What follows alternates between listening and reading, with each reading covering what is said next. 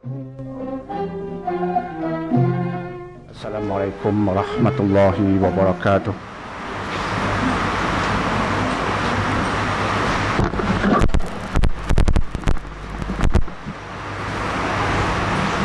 Alhamdulillahi nahmaduhu wa nasta'inuhu wa nastahdihi wa nastaghfiruh wa na'udzu billahi min syururi anfusina wa min sayyiati a'malina may yahdihillahu fala mudilla lahu wa man yudlilhu fala hadiyalah. Wassalatu wassalamu ala asyrafil anbiya'i wal mursalin Sayyidina Muhammadin wa ala alihi wa sahbihi ajma'in. Amma ba'd.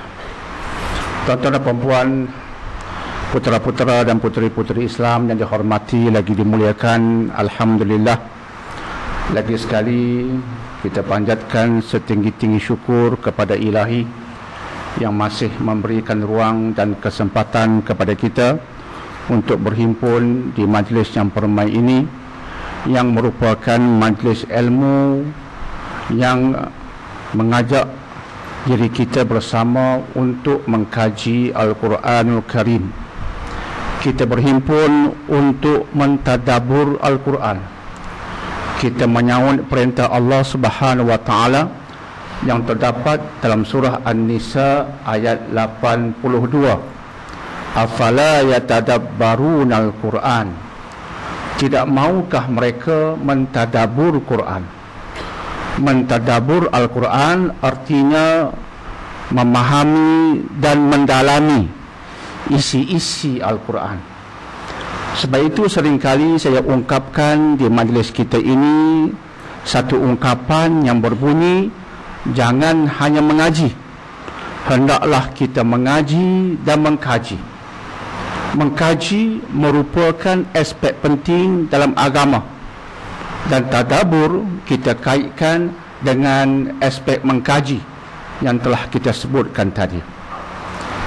Kita peringatkan juga kepada diri kita dan umat Islam secara amnya, yang mana kita berada di musim pilihan raya tahun 2013. InsyaAllah minggu hadapan, hari Ahad, jatuhnya pada 5 Mei 2013, lebih kurang 13 juta warga negara Malaysia akan keluar mengundi untuk memilih pemimpin di peringkat Dewan Rakyat dan juga dun-dun negeri. Dan kita di majlis yang mulia ini, kita peringatkan diri kita agar tidak membuka akaun dosa besar di musim pilihan raya ini. Kita yang boleh mengundi, keluar dan tunaikanlah tanggungjawab itu. Saya juga bakal mengundi, dan sebagai orang Islam, saya akan keluar untuk mengundi, sebab itu tanggungjawab saya, dan orang Islam mesti melaksanakan tanggungjawab mereka. Tetapi keluar mengundi bukan bermaksud kita abaikan perintah Allah. Allah menyuruh kita menjaga dua hubungan. Allah menyuruh kita menjaga dua tali. Tali yang pertama ialah hablum minallah. Kita jaga hubungan kita dengan Allah. Sebagai contoh, menjaga solat yang 5 walaupun di musim pilihan raya, walaupun kita merupakan calon, walaupun kita sibuk berkempen, tetapi hubungan dengan Allah, tali Allah jangan diputuskan. Dan tali yang kedua yang Allah arahkan kita untuk menjaganya ialah hablum minan nas, tali perhubungan sesama manusia. Dan bila kita sebut tentang tali perhubungan sesama manusia, seringkali kita suka merujuk pada satu surah. Surah itu mengajar kita tentang bagaimana bermasyarakat, tentang bagaimana berhubungan satu dengan yang lainnya. Ya, surah dalam Al-Quran, nama surahnya surah Al-Hujurat. Surah Al-Hujurat menceritakan tentang bagaimana kita beradab sesama kita. Dan satu ayat yang sering saya lontarkan di member khutbah di Pulau Pinang hampir setiap jemaat bulan ini. Ini ayat yang saya ulang-ulangi, yang diambil dari surah Al-Hujurat, yaitu ayat nombor 6. Ya ayyuhallazina amanu in ja'akum fasiqun binaba'in fatabayyanu. Wahai mereka yang ada iman, apabila datang kepadamu seorang yang fasik membawa info kepadamu, jangan terus dipercayainya. Sebaliknya, hendaklah diselidiki info itu terlebih dahulu. Artinya, Allah mengarahkan kita ketika mendengar berita maklumat dari orang yang latar belakangnya belum tentu baik, orang yang latar belakangnya ada kontroversi, hendaklah kita jangan terus mempercayainya. Sebaliknya, hendaklah kita menyelidikinya terlebih dahulu.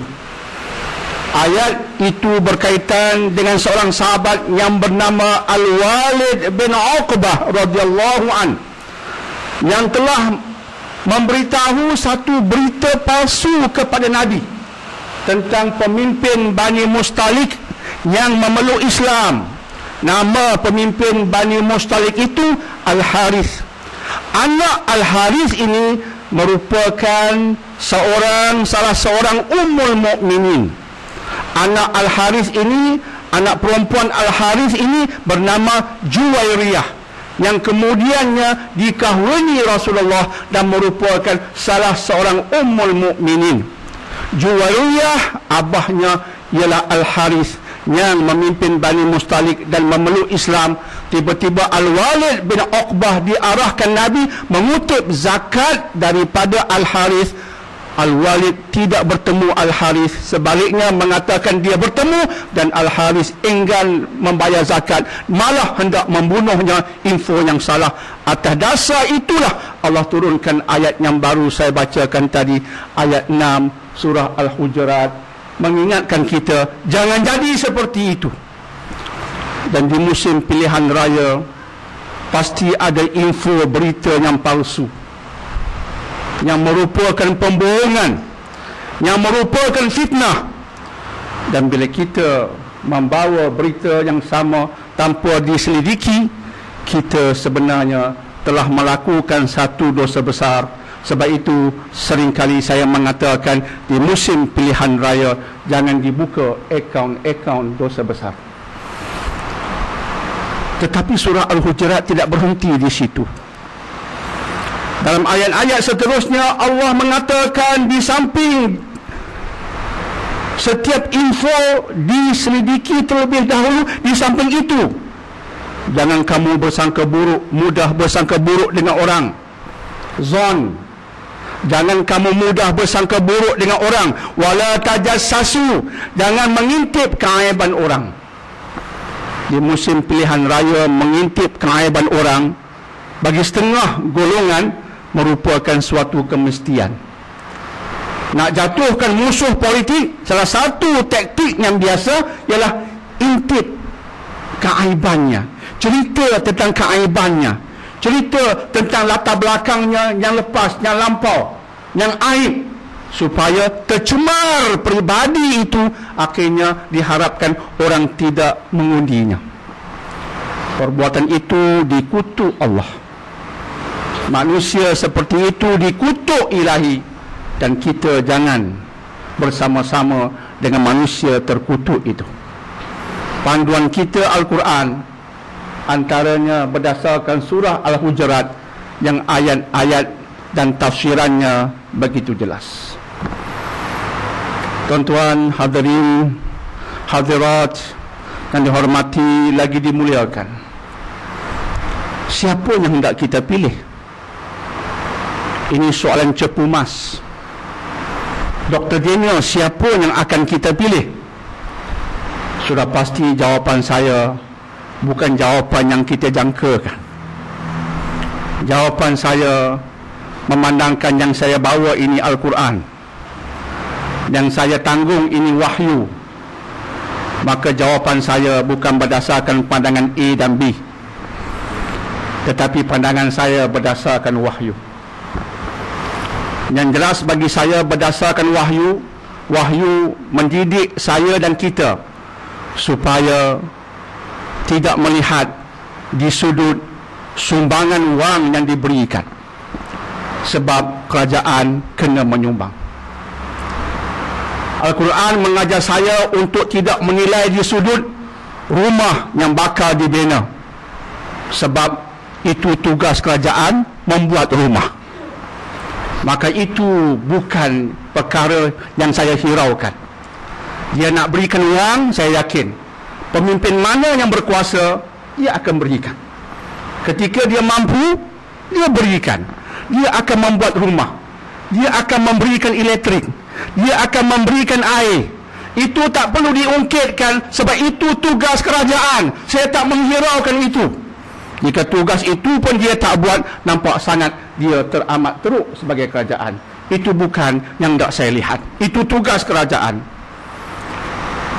Yang hendak saya gunakan sebagai penilaian ialah ini. Dalam surah Al-Hajj ayat 41, Allah menjawab. Al-Quran bersuara. Dalam surah Al-Hajj ayat 41, Al-Quran bersuara.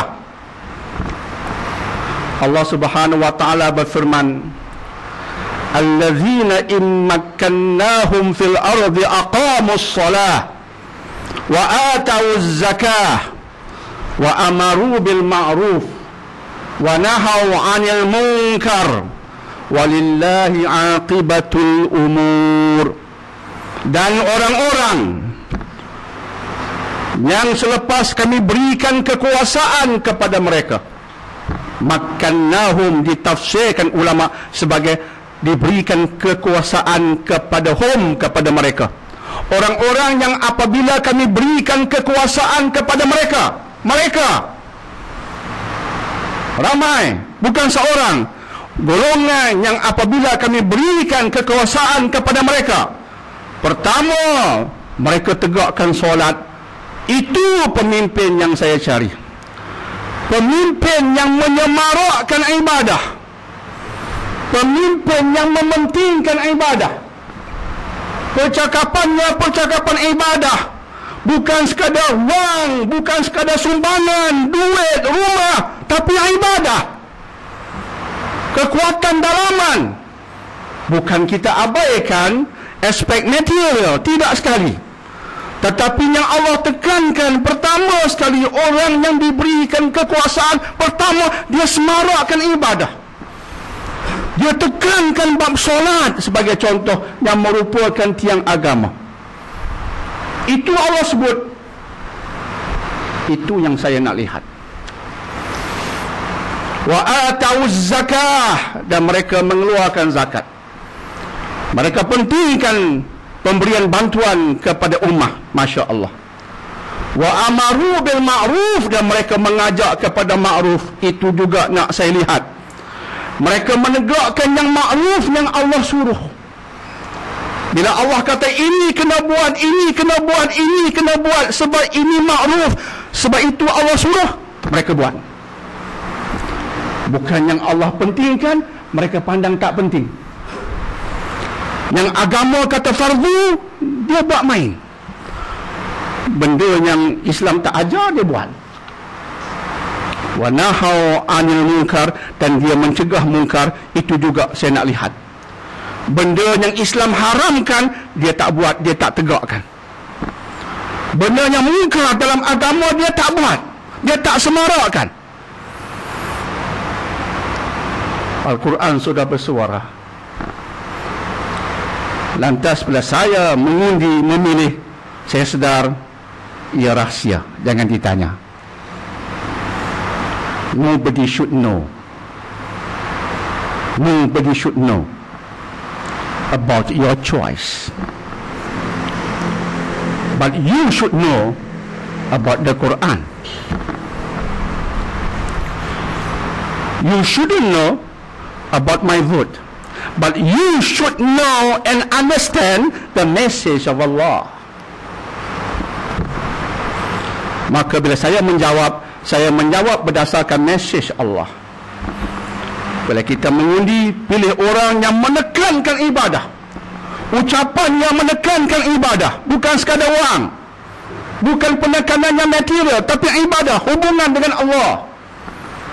Dan dia hendak melaksanakan yang makruf yang Allah wajibkan, dan dia membantras kemungkaran-kemungkaran yang jelas merupakan benda-benda yang Islam haramkan. Kelompok itulah yang saya cari. Dan jika kadang-kala di setengah tempat calonnya non-Muslim, saya akan mencari calon non-Muslim yang mahu unsur-unsur Al-Hajj 41 ditegakkan. Dia menyokong aspek itu. Walaupun dia non-Muslim, di aspek itu dia kata bagus, saya pun mau. Saya mencari itu. Untuk mencari itu, kenalah saya menyelidik, kenalah kita menyelidik, kenalah kita mengkaji, dan kitalah yang akan membuat keputusan. Dan undi kita rahsia, dan insya-Allah kita berhak untuk mengundi, kita berhak untuk mengkaji, dan kajian kita berdasarkan wahyu, insya-Allah. Jadi itulah mukadimah saya. Sebab saya memahami ada yang datang petang ini, datang nak dengar itu saja. Datang hari ini saya difahamkan nak dengar pandangan Dr. Daniel tentang 5 Mei.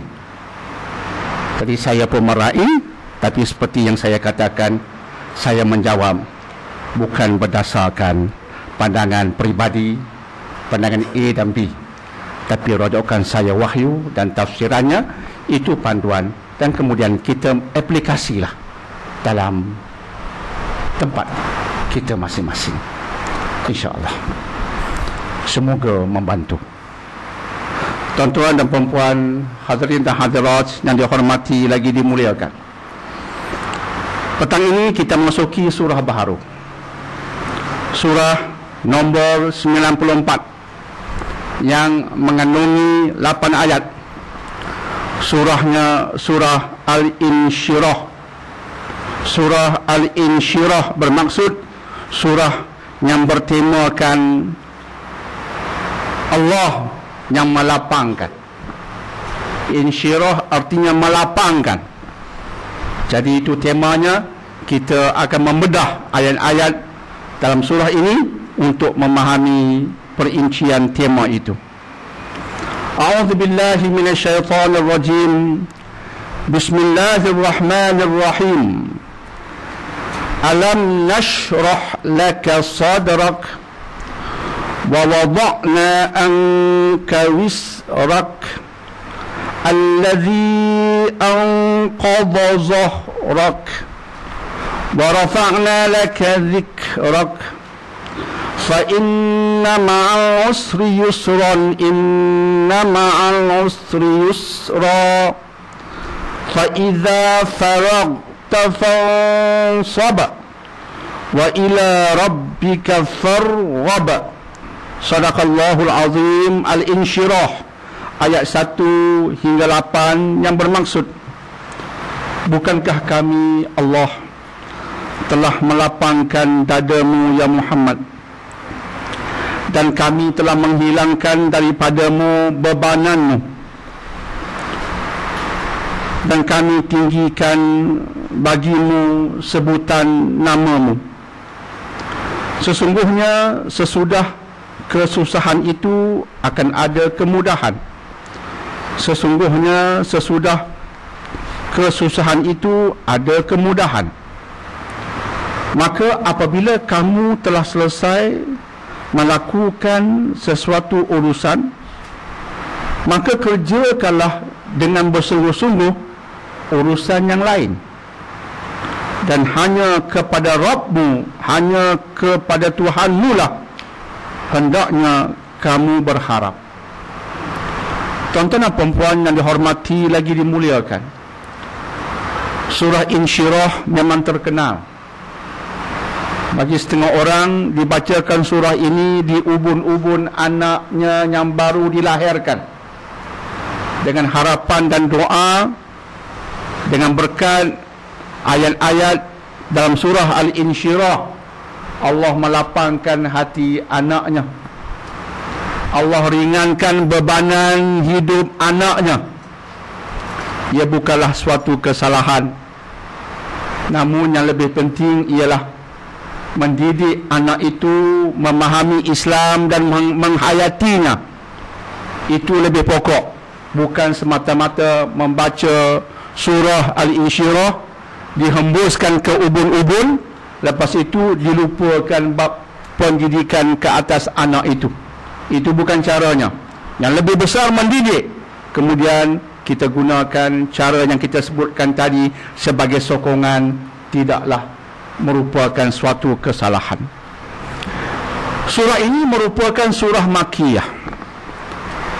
Seperti mana biasa, bila kita mulakan kajian sesuatu surah, kita akan bicarakan sedikit sebanyak tentang satu ilmu besar yang berkaitan Al-Quran. Ilmu besar yang berkaitan Al-Quran itu apa namanya, tuan-tuan dan perempuan? Nama ilmunya ialah Ulumul Quran. Ulumul Quran merupakan tajuk-tajuk, merupakan ilmu-ilmu yang membantu kita memahami ayat-ayat Al-Quran dan membantu kita mentafsir Al-Quran. Ya, bukan hanya satu subjek. Di bawah Ulumul Quran ada banyak topik, ada banyak subjek. Maka kesemua topik dan subjek itu membicarakan tentang Al-Quran secara yang terperinci. Tujuan dan objektifnya ialah akhirnya kita faham Al-Quran secara yang betul. Jangan lupa, ada orang selepas membaca Al-Quran, mengkaji Al-Quran, dia menjadi semakin sesat. Mengapa selepas mengkaji Al-Quran ada segelintir manusia menjadi semakin sesat? Sebab mereka mentafsir Al-Quran, mereka memahami Al-Quran dengan menggunakan metodologi yang salah. Metodologi yang salah boleh menyebabkan kesesatan dalam memahami wahyu. Sebagai contoh, ada kitab-kitab tafsir sebelum ini yang memuatkan dalam kitab itu tafsir berdasarkan hadis-hadis Israiliyat. Ada kitab tafsir sebelum ini memuatkan hadis-hadis Israiliyat ketika menerangkan ayat-ayat tertentu. Sedangkan hadis Israiliyat ialah kisah-kisah legenda berhubungan dengan Rasul sebelum ini yang disampaikan kepada kita terutamanya oleh golongan Yahudi. Ia bukan hadis Nabi, walaupun disebut hadis, tapi Israiliyat. Ia kisah daripada golongan Yahudi. Lantas bila kita mentafsir Al-Quran, menggunakan bukan Al-Quran, menggunakan bukan hadis-hadis Nabi, tetapi menggunakan Israiliyat, maka kita boleh terbabas, malah sesat dalam pentafsiran Al-Quran. Bayangkan ada cerita zaman dahulu yang mengatakan Nabi Daud sebagai contoh mengintip aurat seorang wanita, jatuh hati kepadanya, kemudian menghantar suaminya berperang dengan harapan suami itu mati ketika berperang agar dia boleh memiliki wanita ini. Ini cerita Israiliyat yang sebenarnya mungkar, mengaibkan Rasul yang bernama Nabi Daud alaihi salatu wassalam. Masakan boleh kita menerima itu untuk memahami wahyu? Sebab itu saya ulangi apa yang saya katakan tadi. Ada orang selepas mempelajari Al-Quran, dia menjadi terpesong. Al-Quran ini betul, tapi tafsirannya salah. Dia terpesong disebabkan metodologi yang dia gunakan salah. Sebab itu ulumul Quran ilmu penting dan kebetulan sahaja 1 Mei ini, bukan 5 Mei, pada tanggal 1 Mei ini, Dr. Daniel yang kerdil ini akan melancarkan buku tentang ulumul Quran dalam bahasa mudah. sasarannya remaja di Mahat Tafiz, sebab itu bahasanya mudah, dan insya-Allah saya akan dapatkan buku-buku itu untuk kita kaji di sini. Di samping kita tafsir Al-Quran, kemudian kita ambil lebih kurang 15-20 minit kita baca bahan buku itu yang saya ambil dari kitab-kitab muktabar. Bukan tulisan saya sebenarnya, saya ambil dari tulisan ulama muktabar berkaitan ulumul Quran. Yang paling besar, antara yang paling besar tulisannya oleh Imam Sayuti dan sebagainya.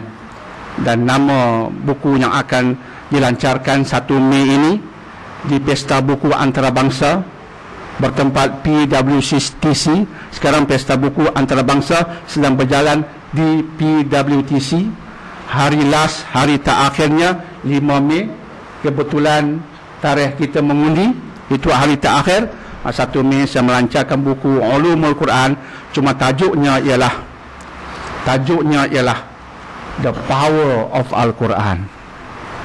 Tajuknya bahasa Inggeris, The Power of Al-Quran. Bila orang tengok tajuk tu, mesti orang sangkakan isinya bahasa Inggeris. Mereka tengok tajuk The Power of Al-Quran, buka-buka, tengok-tengok.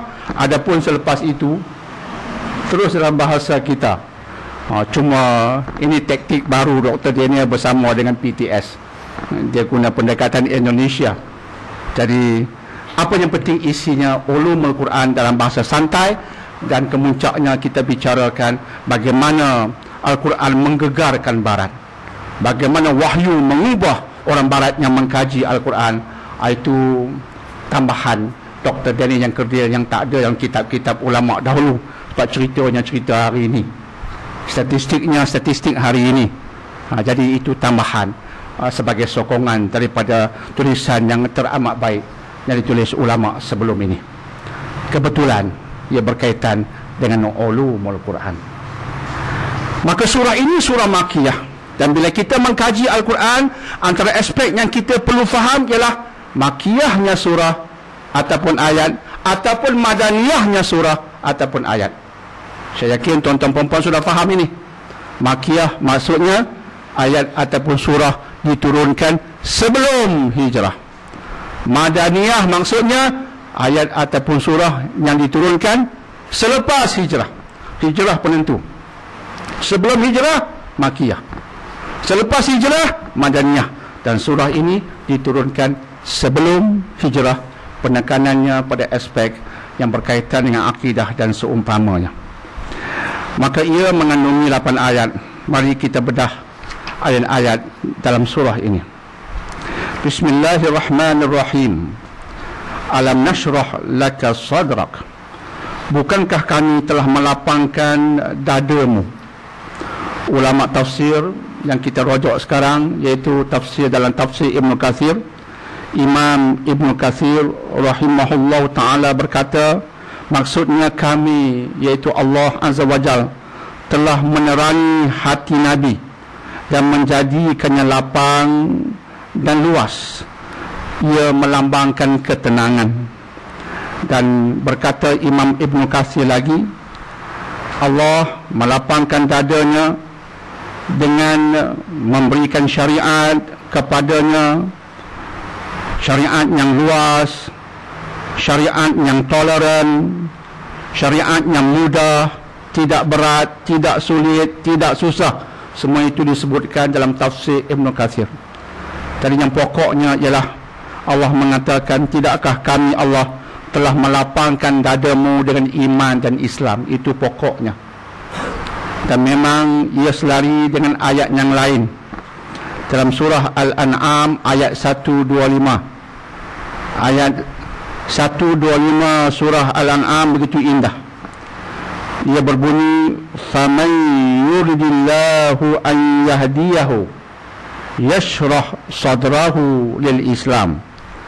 Sesiapa yang Allah menghendaki untuk memberikan petunjuk kepadanya, maka dia lapangkan dada itu kepada Islam. Allah guna kalimat yashrah. Yashrah. Ayat yang kita bacakan tadi, alam nashrah. Tadi root-rootnya sama, syaraha. Syaraha, nashrah. Dalam Al-An'am, yashrah, lapang dada. Jadi ayat 125 surah Al-An'am membantu kefahaman kita berhubung ayat 1 surah Al-Insyirah. Jadi Allah melapangkan dada. Melapangkan dada dengan apa? Dengan Islam yang sudah pasti tak boleh kita pisahkan daripada iman. Rupa-rupanya tuan-tuan dan puan-puan, iman dan Islam ini melapangkan dada. Hidup ini dipenuhi penderitaan dan ujian. Tetapi iman dan Islam jika mantap bersinar di hati, sinarannya melapangkan dada. Sebab itu orang tu kalau dia betul-betul beriman, walaupun dia susah macam mana pun, dada dia lapang, dada dia tenteram, dia pelik. Maka jiwa yang tenteram itu melahirkan kesabaran yang mantap. Sebab itu orang Islam seperti para sahabat, ujian yang menimpa mereka dahsyat. 13 tahun dizalimi di kota Mekah. Kezalimannya boleh melibatkan nyawa. Ada sahabat yang terseksa, ada terseksa sampai mati. Begitu dahsyat. Tetapi mereka tidak meninggalkan agama, mereka tidak meninggalkan Islam. Kekuatannya di mana? Kita melihat senjata, tidak ada senjata. Tubuh badan macam orang lain. Kelengkapan luaran tidak ada. Malah hendak membalas balik pun dilarang ketika mereka berada di Mekah. Tapi mereka tak lari daripada kebenaran. Agaknya kekuatan mereka di mana, tuan-tuan dan puan-puan? Kekuatannya dalaman, the internal strength. Lapang hati mereka dengan iman, dengan Islam. Bayangkan Bilal bin Rabah diletakkan batu besar di atas dada untuk menzaliminya, boleh bawa maut. Tapi dia kata mudah, Allah, Allah, ahadun, ahadun, ahadun. Dia yang esa, Allah yang esa. Di mana kekuatannya? Agak-agaknya, tuan-tuan dan puan-puan, kekuatannya Islam. Islam yang menunjang di hati. Pernah saya sebut dari surah yang lain, Allah mengatakan kasyajaratin tayyibah. Kalimat iman itu seperti satu pohon. Kasyajaratin tayyibatin, seperti pohon yang baik yang akarnya menunjang ke bumi. Itulah iman yang mantap. Dia kalimah yang baik, iaitu iman. Yang iman itu seperti akar menunjang ke dalam hati. Dia bersinar, dia melapangkan. Itu kekuatan luar biasa. Sebab itu bila kita bermasalah, jangan lupa berzikir pada Allah. Ala bizikrillahi tatma'innul qulub. Bila kita bermasalah, kita terus berhubung dengan Allah, itu iman. That is iman. Kita bermasalah terus berhubungan dengan Allah, tidakkah itu iman? Yang kontranya apa?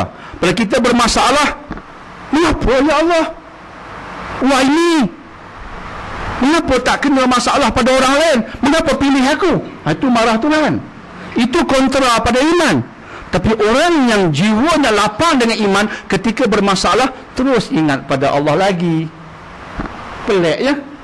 Dia bermasalah terus ingat kepada Allah. Sebab apa? Hanya Allah boleh membantunya, bukan makhluknya. Maka dia pejam mata, dia lapangkan minda, dia lapangkan hati, dia tumpu hanya pada Allah, Allah, Allah, Allah. Ya Latif, Ya Latif, Ya Latif, Ya Latif. Ya Karim, Ya Karim, Ya Karim, Ya Karim. Dia sebut nama Allah. Qul Allah, Awid'ur Rahman. Serulah dengan nama Allah. Sebutlah dengan nama Ar-Rahman. Ayyamma tad'u falahul asmaul husna. Apa-apa nama Allah yang kamu pilih untuk kamu berzikir dengannya, semua nama Allah yang baik-baik. Allah ajar kita sebut nama Allah. Maka ini modal bagi kita. Orang yang nak sebut nama Allah, dia sebut sebab dia beriman.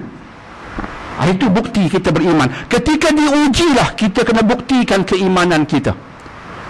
Maka kita sebut nama Allah mana-mana pun tak apa. Yang saya suka popularkan, Ya Latif. Ya Latif, Ya Latif, Ya Latif, Ya Latif. Ya Latif tu dari Al-Latif. Bila sebut Ya di depan, Ya Latif. Jika sebut nama sahaja tanpa ya, Al-Latif, itu cara sebut.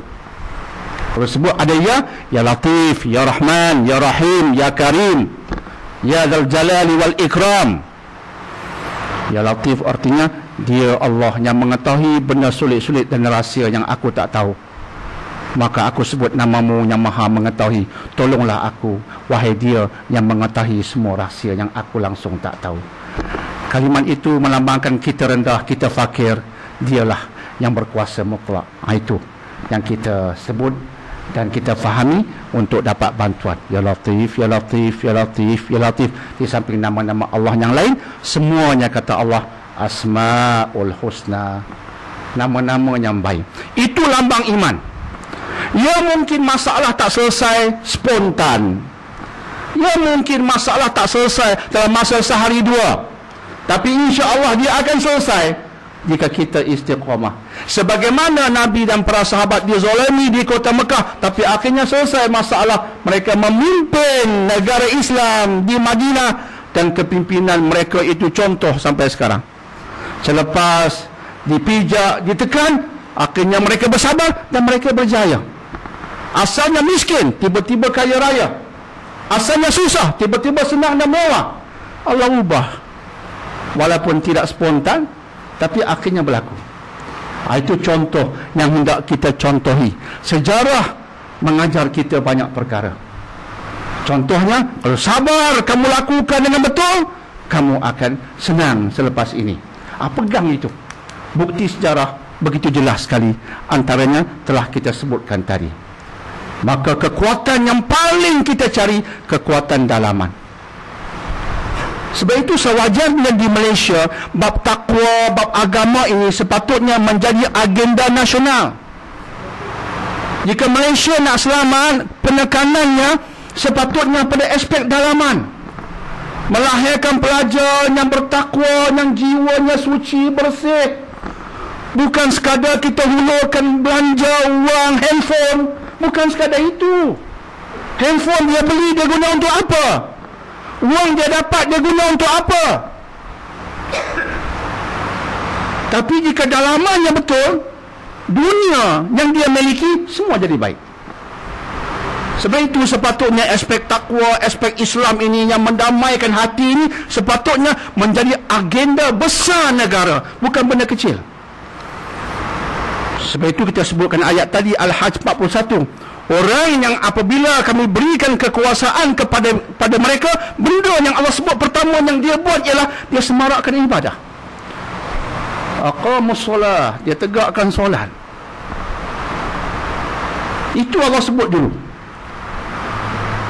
Menekan pada aspek kejiwaan, kerohanian. InsyaAllah. Alam nashrah laka sadrak. Bukankah kami telah melapangkan dadamu dengan Islam, dan sudah pastinya iman. Dan rumusan kita ialah kukuhkan iman dan Islam.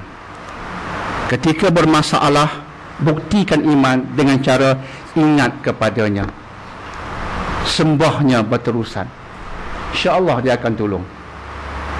InsyaAllah dia akan tolong. InsyaAllah, jangan bimbang. Sebagaimana para sahabat yang dizalimi akhirnya dibantu. Alam nashrah laka sadrak wa wada'na anka wizrak. Dan kami telah ringankan bebananmu. Bebanan apa maksudnya?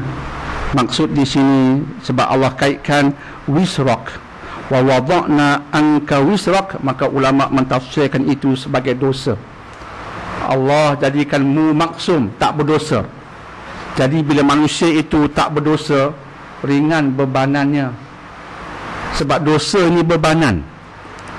Bebanan yang berat, yang sebenarnya tanggungan dosa ini membawa pada. Ya, suatu yang berat. Berat ni kita bayangkan suatu yang menimbulkan penyakit, menimbulkan kesusahan. Kita menanggung suatu yang berat. Siapa yang suka? Tung. Katalah 50 kg kena tanggung atas kepala. Nak tanggung pula seluruh hidup 40 tahun, 50 tahun nak tanggung. Makanya kan, begitulah kiasannya dengan orang yang berdosa. Dia menanggung kesusahan dan di akhirat kesusahannya lebih dahsyat lagi. Wal'iyadzubillah. Sebab itu indah tulisan Imam Al-Ghazali dalam kitab Minhajul Abidin. Al-Ghazali rahimahullah ta'ala ulama agung. Banyak tulisannya menyentuh hal-hal dalaman, hal-hal jiwa dan juga akhlak. Yang paling popular tulisan Al-Ghazali ialah Ihya Ulumuddin. Bagaimana ihya agama, bagaimana menghidupkan agama. Semua bermula dari dalam. Dan antara kitabnya yang agung Minhajul Abidin. Minhaj artinya jalan. Abidin golongan yang menyembah Allah. Menceritakan bagaimana kita berjalan menuju Allah. Buku itu cantik sebenarnya. Bagaimana kita berjalan, bagaimana kita bermusafir menuju Allah. Cerita dalamnya, cerita yang bagus analoginya. Al-Ghazali tulis dengan cerita. Dalam bab itu ada cerita. Dia buat perbandingan. Cantik buku itu. Cuba dapatkan sebab terjemahannya memang ada. Terjemahan saya rasa saya baca kitab tu 30 tahun dulu. Balik Mesir, pergi kedai-kedai buku, jumpa Minhajul Abidin, terjemahan dalam bahasa Indonesia yang mudah difahami. Terjemahannya pun bagus, selari dengan yang asal. Kata Al-Ghazali dalam Minhajul Abidin, bagi orang yang bermusafir menuju Allah, benda pertama yang dia kena ada ialah ilmu. Itu kita ulang-ulangi di sini. Semua ulama berkata demikian. Sebab Al-Quran berkata demikian. Quran bermula dengan Iqra. Kalau kita nak berubah, jangan berubah sebab marah. Aku geram kat dia. Geram tak jadi. Dapat cokodok, berubah geram jadi garam. Tak boleh. Geram sebab tak dapat cokodok, tak dapat tender, tak jadi. Sebab itu perubahan yang betul, dia mesti berdasarkan knowledge. Nak berubah emosi tak jadi. Dia kena berdasarkan ilmu betul, baru jadi. Maka Al-Ghazali berkata, siapa yang bermusafir kepada Allah, dulu mungkin jahat nakal, nak berubah sekarang, nak menuju Allah. Oh, you dulu nakal ya? Ya. Jahat ya? Saya. Sekarang saya nak berubah menuju Allah. Apa perlu saya buat, Tuan Syekh? Pertama sekali, fahamilah ajaran Quran dan Sunnah. Start with knowledge, Islamic knowledge. Kita berhimpun petang ini untuk ilmu Islamic knowledge, berdasarkan wahyu. Nak faham apa Allah kata, tafsirannya biar betul, supaya kefahaman kita betul. Kita bermula dengan apa yang Allah mahu kita mulakan. Al-Ghazali berkata demikian dalam Minhajul Abidin. Kemudian selepas kita faham, kita nak berjalan. Langkah yang berikutnya ialah bertaubat. Ringankan bebananmu. Nak kita kait dengan ayat tadi. Sebab mu nak musafir kepada Allah, nak musafir macam mana tong ni berat sangat. Nak pergi pada Allah, tong yang kamu bawa ni melambatkan perjalananmu. Tong, apa dia tong itu? Apa dia bebanan? Ya Ghazali, bebanannya, kata Imam Al-Ghazali rahimahullahu ta'ala, ialah dosamu. Ia kiasan seperti tong yang melambatkan perjalanan. Sebab itu orang yang nak pergi pada Allah tapi tak bertobat, dosa-dosa besarnya itu dia biarkan. Dosa dengan manusia dia diamkan.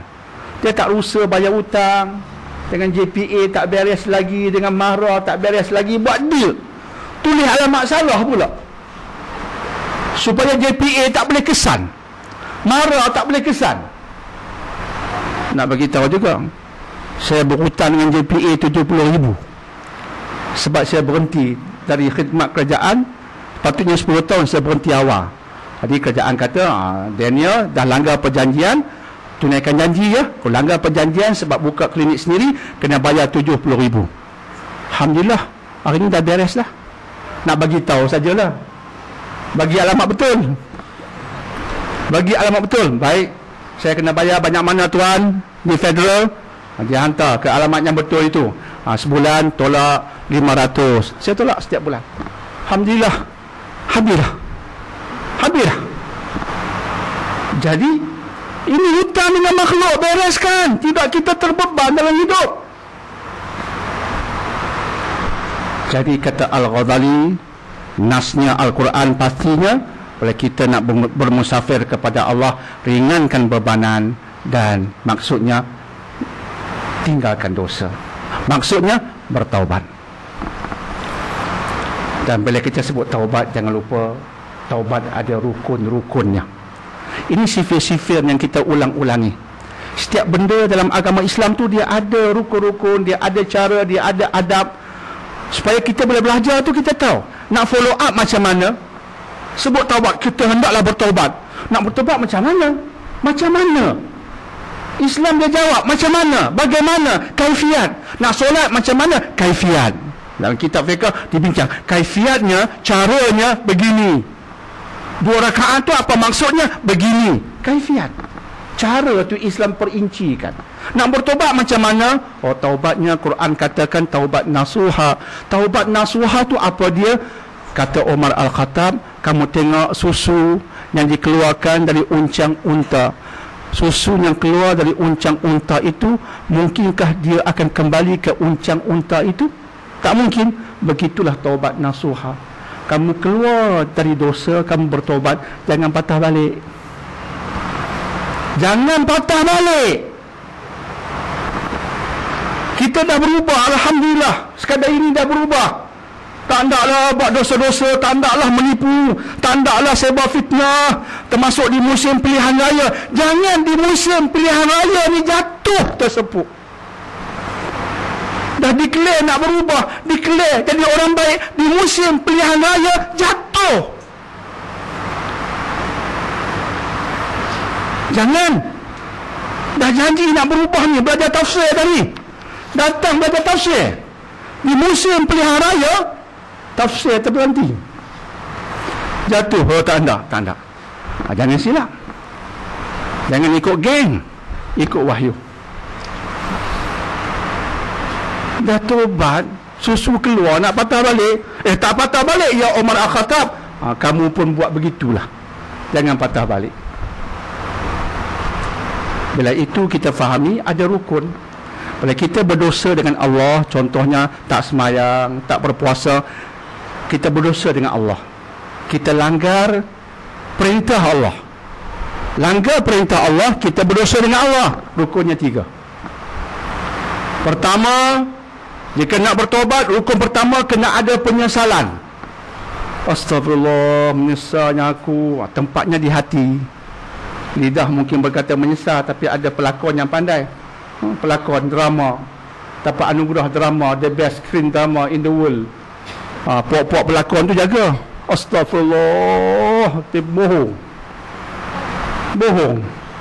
Habis berlakon, belakang pentas buka habis semua. Tadi bukan dia menangis lagi, terbit air mata pakai tudung berlakon ni. Habis berlakon. Dia kata very good, fantastic. You can rest in the room. Buka habis, londeh habis semua. Tu pun bohong belaka, puak-puak berlakon tu. Kita jangan berlakon. Menyesal sungguh. Allah, aku menyesal. Berlakon kan ni? Tak. Okey. Yang kedua, tinggal terus benda dosa. Selama ni aku tak semayang. Jangan buat dah. Ni menyesal ni. Habis menyesal lepas tu, kenalah semayang. Dosanya tak semayang. Sekarang buat kontra, kena semayang. Rukun ketiga, azam tidak mengulangi. Azam tidak mengulangi dosa. 3. InsyaAllah kalau kita astagfirullah ada 3 ni, InsyaAllah taubat diterima. Sebab tu kita lihat, kita dengar cerita-cerita sahih dari orang penjaga penjara. Kan ada kes-kes yang buat jenayah berat, bunuh orang, dia dihukum bunuh, dihukum mati, ya? Dipenjarakan seumur hidup dan akhirnya dihukum mati. Tunggu masa saja. Dia pun buat rayuan ditolak, buat pengampunan tapi tak jadi. Akhirnya tunggu masa digantung, akhirnya sampai masa dihukum gantung. Dalam masa nak hukum gantung tu mungkin makan masa bertahun-tahun, dipenjarakan seumur hidup. Tapi dalam masa itu dia berubah. Taubatnya taubat nasuha. Jadi orang yang menjaga mereka di penjara kadang-kala meriwayatkan, dia kata ketika mereka tu keluar bilik nak dihukum gantung, muka bersih, jernih muka, tenang. Dalam penjara tu dia berubah, taubat sungguh-sungguh, semayang tak tinggal dalam penjara. Dalam penjara. Sebab tu orang yang buat yang teruk-teruk tu, walaupun kita kata teruk lah, jenayah besar tu, tapi kadang-kala dia berubah. Masya Allah. Saya yang kerja pernah diminta bagi ceramah di penjara Pulau Pinang. Di penjara Pulau Pinang, pergi ke tempat yang berceramah pada yang keruk betul, yang betul-betul buat penjenayah berat.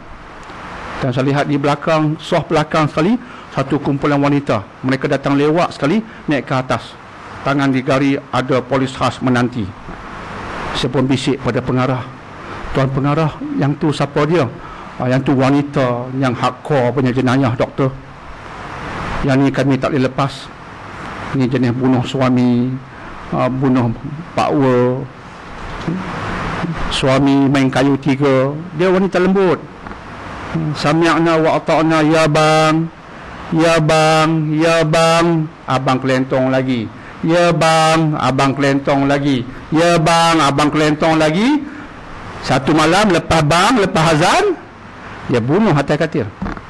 Dia layan suami, abang nak apa? Cik ada. Abang pun lena bertengkur. Bismillahirrahmanirrahim. Ambil dagger, ambil pisau belati. Ya! Terus pergi polis, saya telah bunuh suami saya, dengan senyuman badan muka dia. Aku telah hantar dia ke neraka. Wanita itu saya tengok di belakang. Dan dengar ceramah Dr. Jenny yang kerdil. Saya pun naik juga bulu rumah.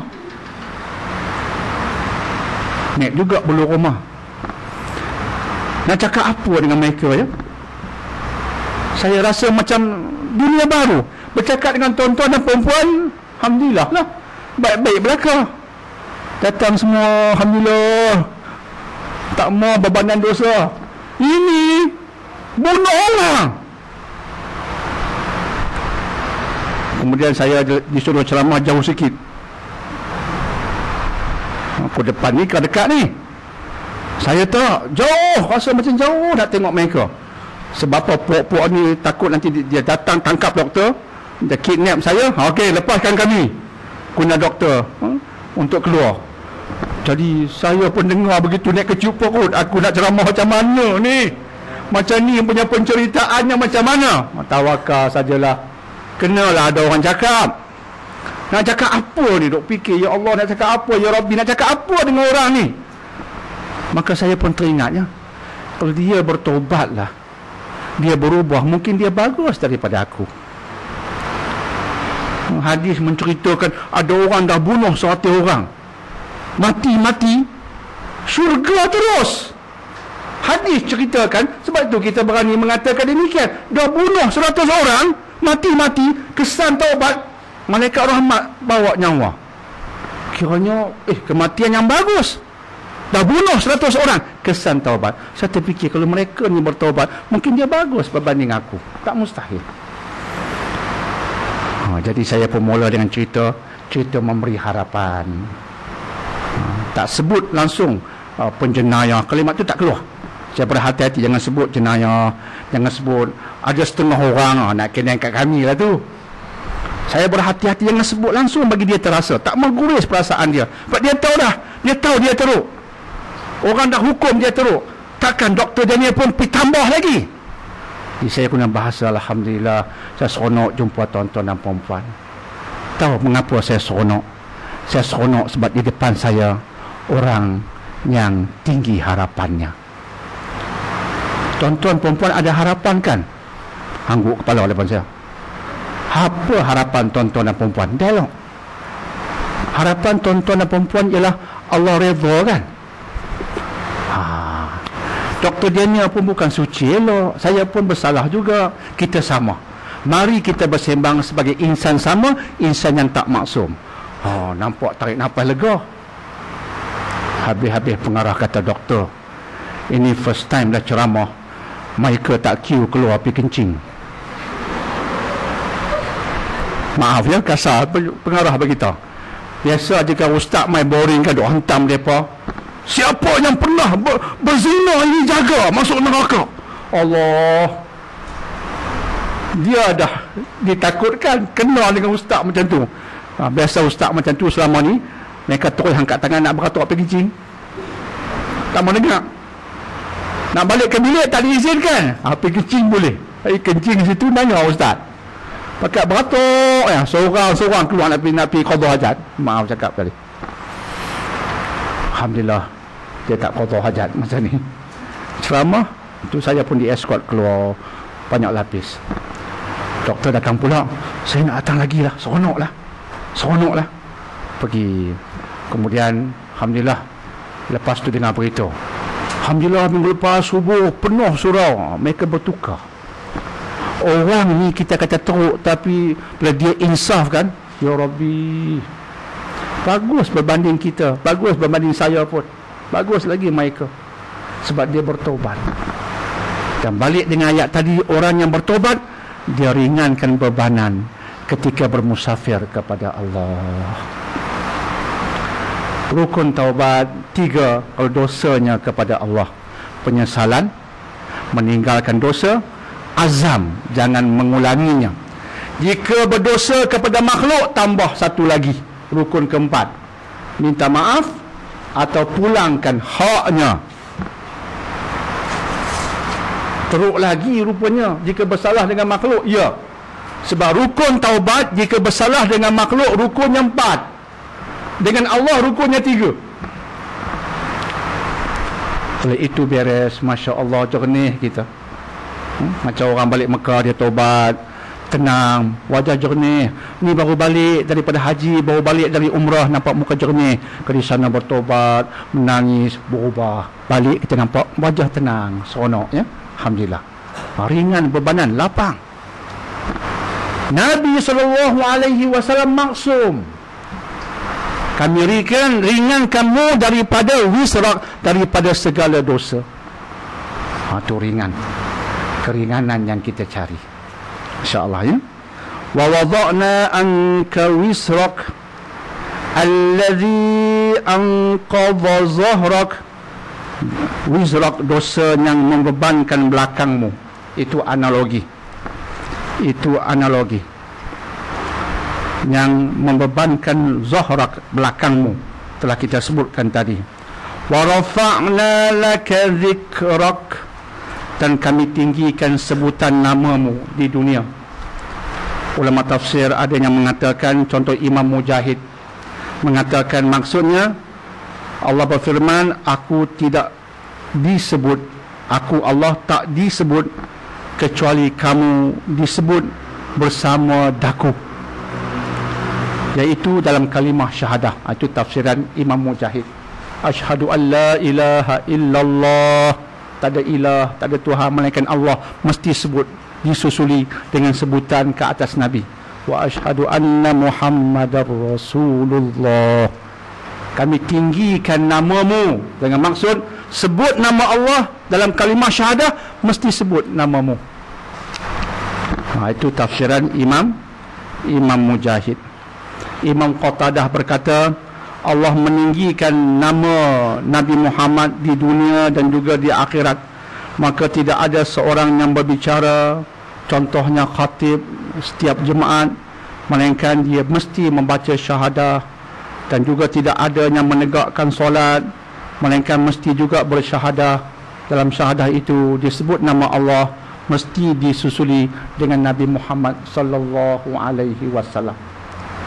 Wajib sebut nama Nabi, sebab wajib bersyahadah ketika khatib baca khutbah. Dan ini kewajipan yang besar berbentuk mingguan. Dan tiang agama bernama solat, ketika bersolat wajib bersyahadah, nama Nabi mesti disebut. Maka Allah berjanji, kami akan tinggikan sebutan namamu. Telah pun berlaku. Baginda Rasulullah sallallahu alaihi wasallam, khataman nabiyyin, Muhammadur Rasulullah. Muhammad itu Rasulullah. Wallazina ma'ahu, dan dia ada pengikut-pengikutnya. Begitulah seterusnya dengan ciri-ciri yang khas. Maka Allah mengatakan, aku tinggikan sebutan namamu, dan tafsirannya memudahkan kefahaman kita. Alhamdulillah. Selepas itu kita masuk ke ayat nombor 5. Ayat nombor 1 sampai 4 ada berkaitan cara terus menerus dengan Nabi SAW. Ayat 5 dan 6 dibuka secara umum. Allah berfirman, fa inna ma'al usri yusra. Inna ma'al usri yusra. Diulangi 2 kali. Fa inna, sesungguhnya. Inna ini kalimat penegasan.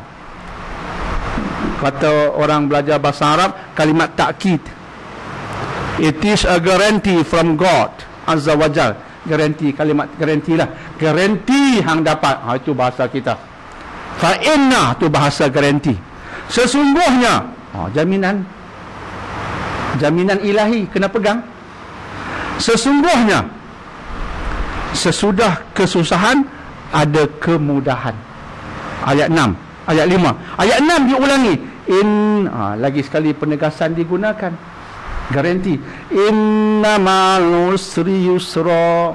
Sesungguhnya sesudah kesusahan datang kesenangan ataupun kemudahan. Penegasan demi penegasan, kena pegang. Contoh para sahabat 13 tahun mangsa kezaliman di bumi Makkah, akhirnya datang kesenangan, dapat kelapangan di bumi Madinah selepas hijrah. Susah dahulu, senang kemudian. Mungkin peribahasa kita ni ada setengah peribahasa tu dia ikut ayat Quran. Ada yang mungkin mereka peribahasa tu dia tengok ayat Quran, dia pun reka lah. Berakit-rakit ke hulu, berenang-renang ke tepian, bersakit-sakit dahulu, bersenang-senang kemudian. Ini konsep inna ma'al usri yusra. Peribahasa tu boleh pakai. Sakit dulu, senang kemudian. Bukan senang semua, tak ada. Allah tak kata macam tu. Senang semua, mudah saja. Dunia senang, akhirat lagi senang. Tak ada gitu. Di dunia ni ada senangnya, tak kita nafikan, tapi ada ujiannya. Seringkali sebelum senang, ujian penderitaan menimpa kita terlebih dahulu. Itu sunnatullah, sunnah Allah. Nak skor exam, bagi air botol tu imam je. Baca buku malas, ulang kaji malas. Tiba-tiba lagi seminggu nak ambil SPM, pergi masjid, ibu tu kelang kabut pergi masjid. Tok Imam. Waalaikumsalam. Tok Imam kata, ni tolong buat akhir jampi untuk anak saya nak ambil SPM. Tok Imam pun sibuk nak pergi baca tahlil, terus jampi. Wallahu puan semua ayat dia. Minum pagi dah malam so dia selawat dulu. Minum sampai kembung perut, keluar E-. Keluar E-. Saya dapat E- daripada tengok TV berita. Keluar E-. Kandas. Tok Imam silap jampi ke? Tak, baca Qulhu elok dengan tajwid Qalqalah semua ada. Cuma ayat liok lah bersembok sikit. Ni E-. Dapat C pun tahan juga kredit. Ni E- Tok Imam. Tok Imam baca doa apa? Doa berjaya lah. Tok Imam duk kena teruk. Tok Imam nak tanya pula, dia ni di samping minum air botol Tok Imam ulang kaji tak? Tak lah. Jadi kena susah dulu ulang kaji tu.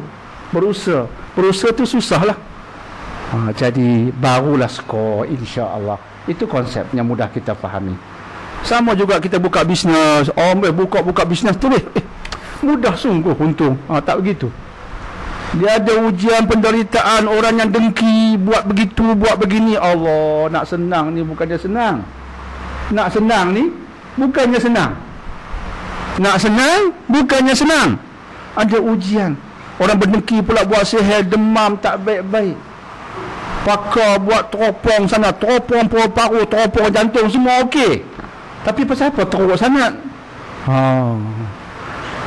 Ujian.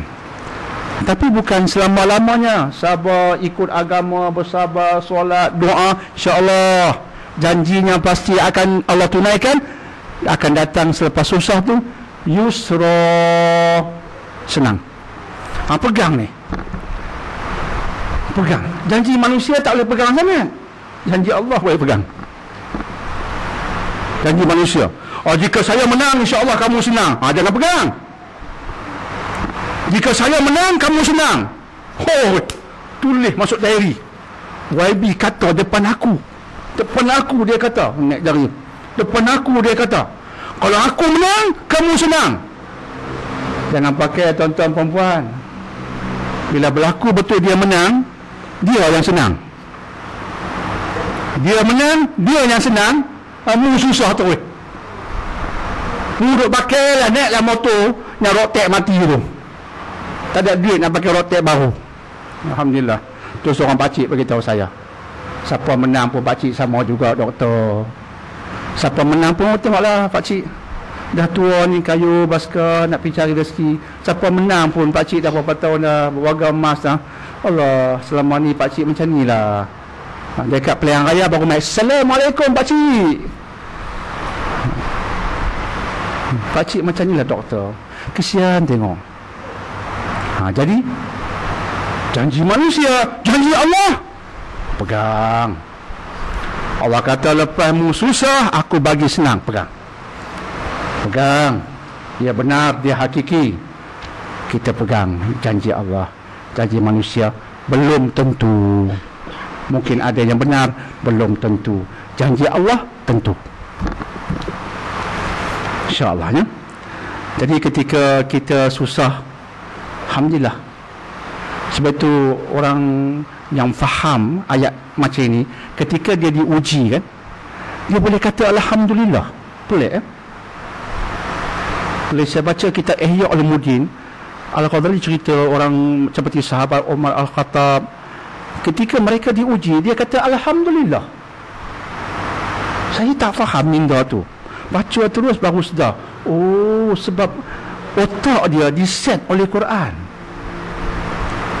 Otak tu cara fikir diset oleh Quran, dibentuk oleh Quran.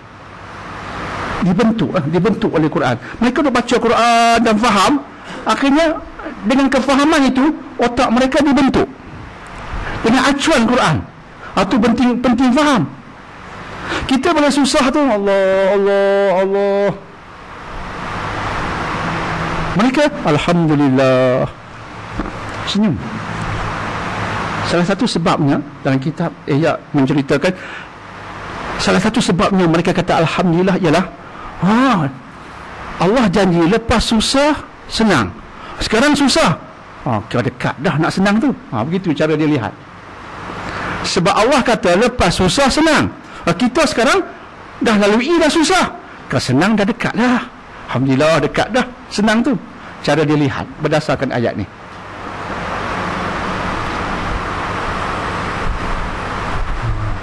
Jadi janji Allah pasti berlaku. Fa inna ma'al usri yusran, inna ma'al usri yusra, fa idza faraghta fansab. Bila kamu dah selesai satu urusan, kerjakan sungguh-sungguh urusan yang lain. Bila kamu dah selesai dengan suatu urusan, bekerjalah dengan bersungguh-sungguh melakukan urusan yang lain. Contoh, dah habis satu ibadah, tumpu ibadah lain pula. Jadi terus menerus dalam ibadah. Kita pergi kerja pagi sampai petang, alhamdulillah, di jabatan kerajaan ataupun swasta, alhamdulillah rezeki yang halal. Balik kerja, satu urusan dah selesai. Balik masuk asar, tumpu pula pada solat. urusan yang lain tapi serius, buat sungguh-sungguh. Kemudian balik ke rumah, tengok pula anak-anak, tengok pula isteri, keluarga, urusan yang lain tentang kekeluargaan pula tadi dengan jabatan. Satu-satu. Itu konsepnya. Maksudnya lepas satu kebajikan kamu bereskan, buat kebajikan yang lain. Sambung dengan kebajikan yang lain. Itu set minda, acuan minda orang Muslim. Dia tak berpuas hati dengan satu kebajikan. Lepas selesai satu kebajikan, susuli dengan kebajikan yang lain, nak buat yang lain pula yang baik, begitu. Alhamdulillah. Nampak ya mindset orang Islam. Itu satu tafsiran yang disebutkan oleh Imam Ibn Kathir. Ada ulama mengatakan apabila kamu selesai urusan dan kesibukan dunia, maka bangkitlah untuk beribadah. Selesai dunia, tumpu pula pada ibadah. Habis ibadah, terjun pula pada bab dunia, tapi dunia yang halal. Tak ada masalah. Macam kita sebutkan tadi, habis kerja, masuk asar, semayang. Kemudian singgah pula ke pasar malam, beli karipap ke untuk keluarga. Sampai di rumah, ada urusan dengan keluarga. Masuk maghrib, semayang. Begitu hidup kita, antara dunia dan ibadah. Itu satu tafsiran yang bagus. Dan yang menariknya, Imam Ibn Kathir mendatangkan beberapa hadis sokongan yang menarik. Menarik sebab cara fikir Ibn Kathir dalam bab ni saya suka. Contohnya, bila bercakap ayat tadi, Ibn Kathir datangkan hadis ni yang bermaksud tidak ada solat ketika makanan terhidang, dan tidak ada solat sedangkan dia dalam keadaan menahan buang air kecil dan air besar. Hadis riwayat Imam Muslim. Nak solat, Nabi kata la solata. Ketika nak solat orang hidang makanan. Hadis sahih Muslim, la solata, tak ada solat. Maksudnya tak payah solat lagi. Hidangan tu bab duniawi, makan dulu. Kita dok rasa ni nak semayang, utamakan akhirat. Nabi kata tak, utamakan dunia, tapi sedikit, sebab dia membantu akhiratmu. Nak qada hajat duniawi, nak solat, eloknya solat dululah. Nanti kalau qada hajat nak ambil wuduk lain pula, tahanlah. Lepas solat, tu dia, tak sempat angkat tangan apa pun. Subhanallah, subhanallah sambil berlari ya. Jadi qada hajat dulu, kata Nabi. Jadi lihat gabungan dunia akhirat dalam Islam tu cantik berdasarkan hadis ni. Hidang makanan, nak solat, makan dulu. Tapi makan tu bukanlah kira makan sampai terlupa solat. Makanlah rasa sikit. Ni orang hidang karipap ni pula jarang nak jumpa. Ada kat McAllister Road ya. Karipap lebak ni McAllister Road saja dia jual. Hidang kat kita, dia pun beritahu ni mamak buat ni McAllister Road punya mamak, bukan calang-calang. Bukan calang-calang. Cuba rasa. Nasib baik makan dulu. Tidak semayang tadi duk teringat ke dia lah. Dia makan dulu. Allahu Akbar, barulah khusyuk boleh berlaku. Gabungan tu cantik. Qada hajat dulu, selesai bab dunia, pergi solat. Gabungan dunia akhirat dalam Islam cukup cantik. Dunia jangan diabaikan, terutama dunia yang membantu akhirat dengan jelas. Jangan lupa dunia, terutama dunia yang membantu kekhusyukan ibadah demi akhirat. Terutama kita mau dunia. Tadi ketika buka iKim, DJ ceritakan di Amerika ada seorang lelaki yang tak mau duit. Hari ini dia kata kehidupan kapitalis dahsyat, semua fikir duit. Dia hidup di Amerika tak mau duit. Habis dia hidup dalam gua, berhenti kerja, hidup dalam gua. Tidurnya berbantalkan batu. Selimut dia tak cerita. Tidur berbantalkan batu. Nak makan, pergi kejar burung sembelih, kejar haiwan dalam hutan. minum air dalam gua ataupun air yang menitis dari pohon-pohon, dan selama ini dia dah hidup demikian selama 20 tahun. Dia empty kehidupan gunakan wang, sebab ini melahirkan ketamakan. Jadi saya terfikir umat Islam taklah sejauh itu. Kita tak pergi se-ekstrim itu. Tak perlu pun jadi seperti itu. Sebab kita hidup dalam keseimbangan, cari wang. Tapi sudah ada aktiviti agama yang wajib kita buat, ikut. Cuma yang penting boleh kita buat sungguh-sungguh. Itu fansab. Itu kalimat fansab. Baru kita kembali pada ayat. Allah sebut macam mana tu? Fa idza faraqta fansab. Fansab tu nasaba, bagi tumpuan, serius, sungguh-sungguh. Bila selesai satu kerja, bersungguh-sungguh dalam kerja yang lain, sungguh-sungguh. Semayang sehari 5 kali sahaja, tapi sungguh-sungguh, penuh khusyuk, besar kesannya. Allahu Akbar, sungguh-sungguh. Musim pilihan raya kan, calon yang kempen tu dia semayang Allahu Akbar, sungguh-sungguh. Allah janji solat mencegah munkar dan kekejian. Dia pun bangun berkempen, bahasa beradab, berakhlak, dipengaruhi oleh solat. Itu kita nak dengar. Tak kira lah belah mana sekalipun, masing-masing bersolat, lepas tu kempen. Kempen yang membenci kemungkaran dan kekejian, dipengaruhi oleh solat. Masya Allah, bahasa yang keluar hujah-hujah yang ilmiah tinggi. Ilmiah tinggi, hujahnya tinggi, ilmiah. Bukan guna pendekatan kebudak-budakan, kutuk kebudak-budakan, edar benda-benda yang tak patut diedarkan berbentuk lucah, kebudak-budakan, kebodoh-bodohan. Ilmiah rendah, tapi kesan solat ilmiah dia tinggi. Bagi hujah, bagi statistik, kamu fikir, undi hakmu. Itu yang kita nak kaitkan dengan ayat Quran, penting. Supaya apa yang kita bincang dalam Quran sebenarnya nak aplikasi dalam hidup. Apatah lagi musim ni, musim mencabar ini. Semalam sempat ceramah di Kuala Kangsar, di Masjid Ubudiyah, Kota Diraja, Kuala Kangsar, di Masjid Ubudiyah. Ceramah tentang penawar, ubat dan penawar ikut Islam. Anjuran Jabatan Farmasi untuk masyarakat.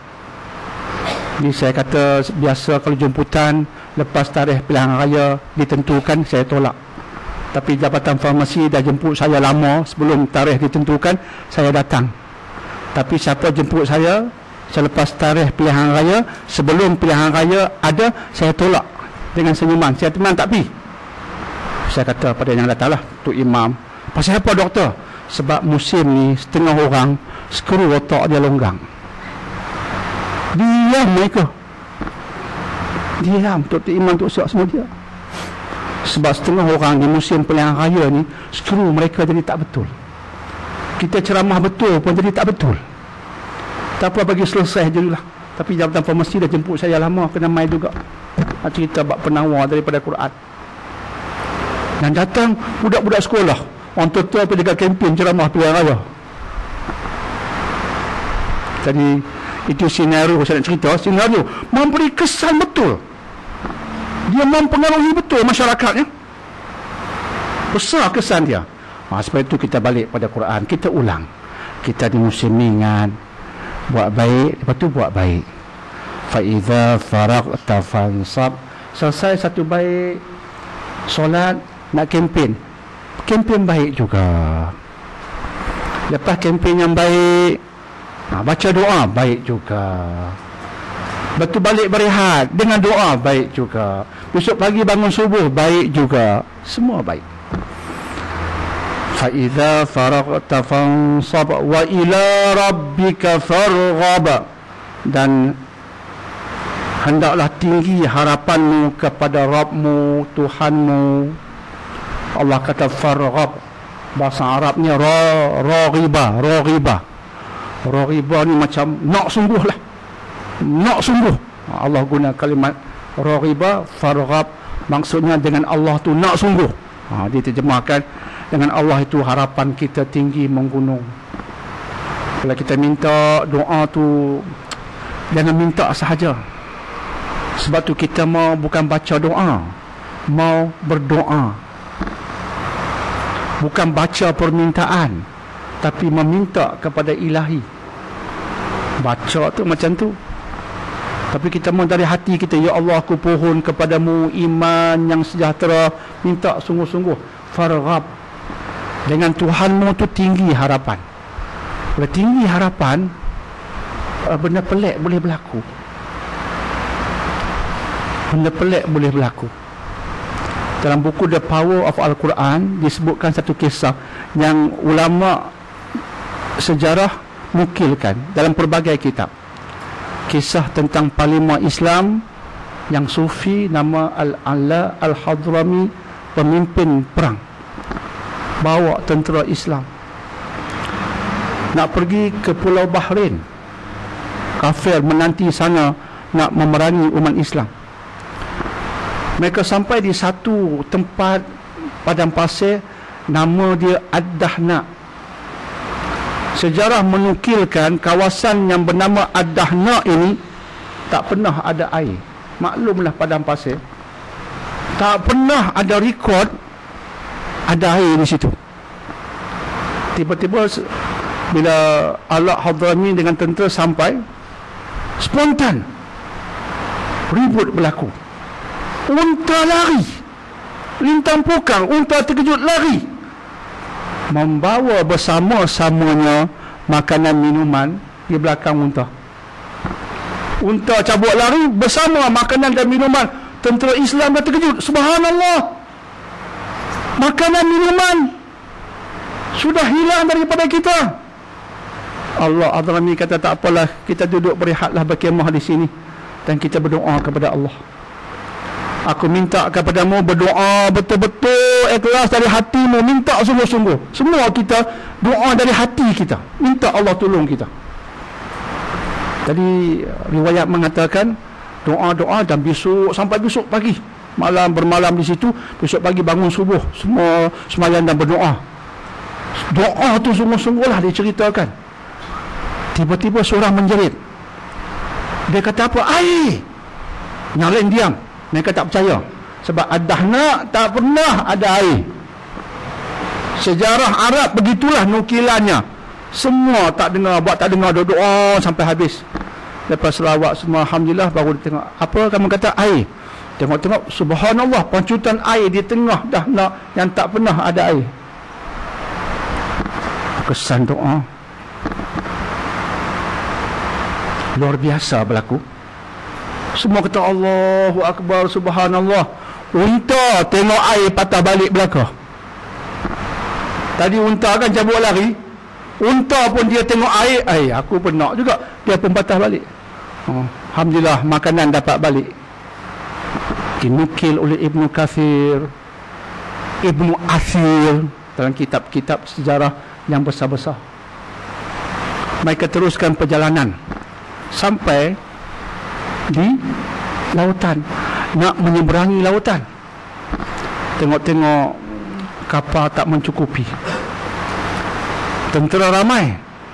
Al-Hadrami berkata, kalau kita ikut strategi, hantar satu kelompok, patah balik kapal, bawa satu kelompok, kita kena.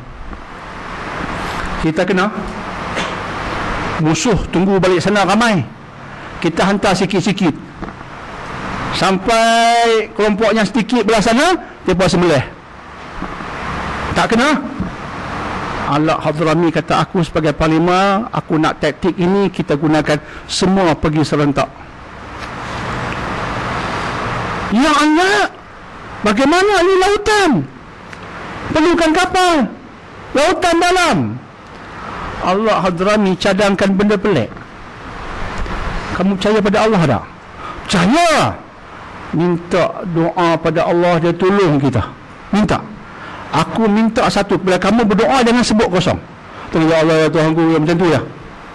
Antara percaya tak percaya, minta yakin Allah akan makbul dari hatimu. Itu saja harapanku. Boleh minta doa macam tu tak? Boleh. Tapi dengan syarat, sebelum minta doa, sebut nama Allah dulu. Maka disebut nama Allah, Ya Allah, Ya Karim, Ya Halim, nama-nama Allah. Sebut nama-nama Allah yang pelbagai, baru minta. Kata Allah Ahadhani, dinukilkan dalam kitab sejarah. Maka pakat sebut nama Allah panjang lebar, sebut nama Allah, minta dari hati. Berlaku benda luar biasa, tuan-tuan dan puan-puan. Sampai ada yang buat syair tentang kejadian tu, semua terkejut, terkapar-kapar. Ada yang terus bersyair, keluar ungkapan indah. Apa dia? Tiba-tiba air laut jadi cetek. Pelik kan? Hanya keparas kaki kuda. Tak payah guna kapal. Tentera boleh menyeberangi lautan serentak. Sampai ke seberang sana serentak, menang peperangan di Bahrain. Itulah kehebatan nukilan sejarah tentang insiden yang istimewa ini berkat doa yang tinggi harapan kepada Allah. Itu nak saya kaitkan dengan wa ila rabbika farghab. Dengan Allah harapanmu biar tinggi, insya-Allah dia tolong. InsyaAllah dia tolong, InsyaAllah. Jadi surah ni sebab itu disebut insyirah, melapangkan hati dengan Islam, melapangkan hidup dengan ibadah, melapangkan diri kita dengan motivasi Quran. Kalau susah, bukan susah selamanya, sebab Allah kata lepas susah akan senang. Itu bahasa-bahasa motivasi. Sebab itu saya suka motivasi Quran. Saya senang dengan motivasi Quran. Contohnya motivasi berdasarkan surah ini. Surah ni surah motivasi. Kalau kita susah, tak susah selama-lamanya, sebab Allah kata demikian. Motivasi daripada wahyu, insya-Allah. Dia ambillah motivasi dari surah Al-Insyirah, insya-Allah. Jadi itulah yang sempat kita bicarakan di petang yang permai ini, membicarakan surah nombor 94 dengan objektif kita nak mendekatkan diri kepada Allah Subhanahu Wa Taala, melapangkan dada kita dengan Islam, dengan iman, kuatkan ilmu kita supaya keyakinan kita terhadap agama ini keyakinan yang betul. Dia melapangkan dada, banyak-banyak bertobat. Nabi beristighfar paling kurang 70 kali setiap hari. Padahal Nabi maksum, kita yang berdosa takkan tak istighfar langsung, takkan tak bertobat sungguh-sungguh. Maka ringankan bebanan dalam hidup dengan bertobat, tobat meringankan dosa. Kemudian insya-Allah banyak berselawat ke atas Nabi, memuliakan Nabi, sebutan ke atas Nabi sallallahu alaihi wasallam. Dan ketika diuji, jangan sampai kita kebimbangan yang melampau, sebab ujian pasti melanda. Cuma Allah memberi jaminan, di sebalik kesusahan akan ada kemudahan. Itu Allah ulangi dalam 2 ayat, dan ini memberi suatu motivasi kepada kita. Dan penutup surah menceritakan tentang ibadah, kebaikan disusuli dengan kebaikan, kebaikan disusuli dengan kebaikan. Kebaikan berbentuk dunia, tapi kebaikan berbentuk ibadah, pasti itu kebaikan. Jadi dunia ataupun akhirat, yang penting dia kebaikan. Kemuncaknya Allah menyuruh kita tinggikan harapan kepada Allah, berharap secara yang sungguh-sungguh kepada Ilahi, sebab dia adalah segala-galanya Azza wa Jalla. Itulah intisari, intipati pada surah Al-Insyirah. Semoga ada kebaikannya. Allahu a'lam bissawab, insya-Allah. Jadi kita buka pada soalan lisan. Ya, silakan.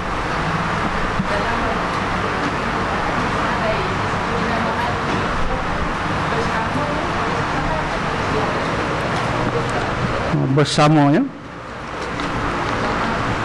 fa inna ma'al usri yusra.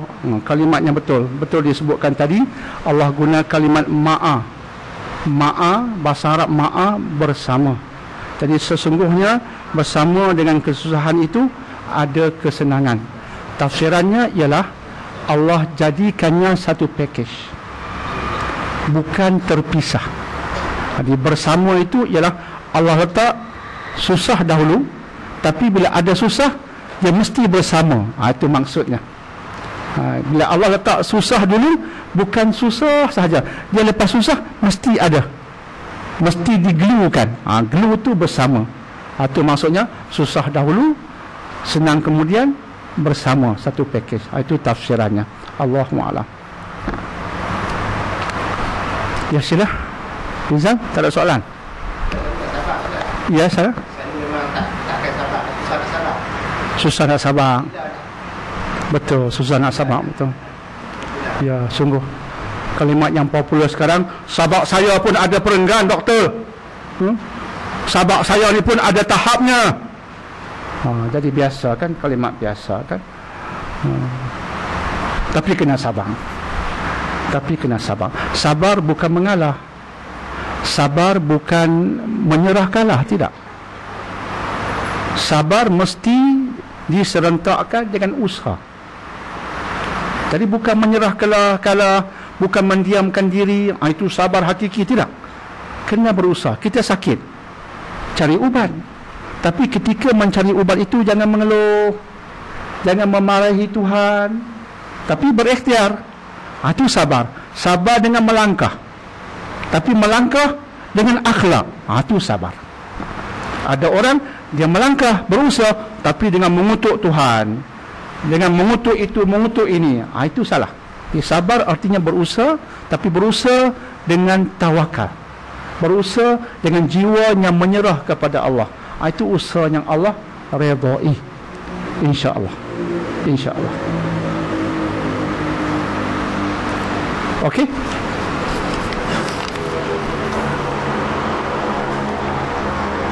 Apakah boleh kita masuki gereja untuk melihat suasana dalamnya? Contoh semasa melancong ke luar negara. Boleh. Boleh, tiada salahnya. Sebab bila kita melancong, orang faham kita melancong. Kita masuki gereja sebagai pelancong, orang faham. Kita pergi dalam satu package, semua orang faham, oh ini pelancong, bukan pergi untuk menganuti agamanya. Kita pergi untuk melancong, melihat. Dan bagus sekali, ada juga terselit di hati kita ketika di sana untuk menyampaikan sesuatu tentang Islam. Kalau ada tu lagi bagus. So, saya yang kerdil, kalau menziarahi gereja, saya akan bawa dalam beg saya yang kecil tu, Islam the Misunderstood Religion. Islam, buku Islam the Misunderstood Religion. Jadi kita pergi ke gereja, tengok, kemudian jumpa yang mungkin padri, tanya pasal Christianity, tanya, kemudian kata kat dia, okay, pastor, this is a gift for you, memento for you, Islam the Misunderstood Religion. Nak bagi dia faham Islam. Tapi kita menziarahi gerejanya, itu lagi bagus. Semata-mata menziarahi tidaklah salah. Tidaklah salah, sebab mungkin ada maklumat, info yang bagus, info yang boleh kita jadikan sebagai perbandingan.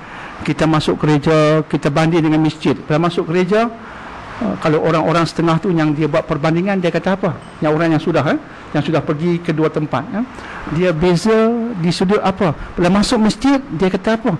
Tenang, ini non-Muslim, dia dah pergi sana dan pergi sini. Dia kata bila masuk masjid, rasa perbezaannya. Kita pun tanya apa perbezaannya. Bila masuk temple, nampak tok pekong ada terjelah lidah, kan?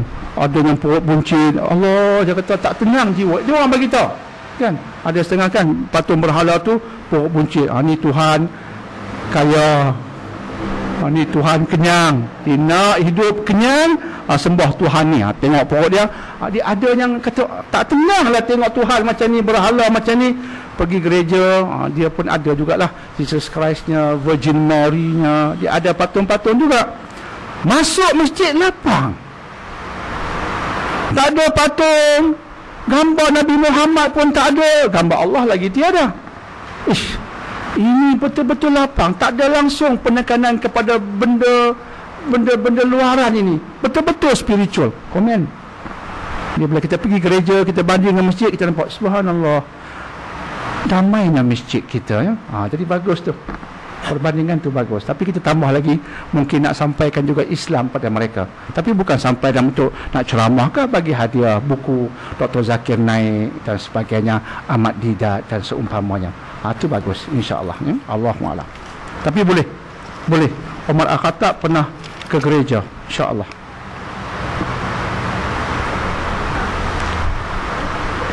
Ada yang nak bina negara Islam, adakah ayat-ayat yang jelas dalam Quran yang Allah perintahkan kita bina sebuah negara Islam?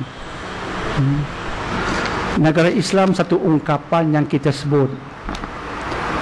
Bila orang berubat, kita senang dengan kalimat perubatan Islam.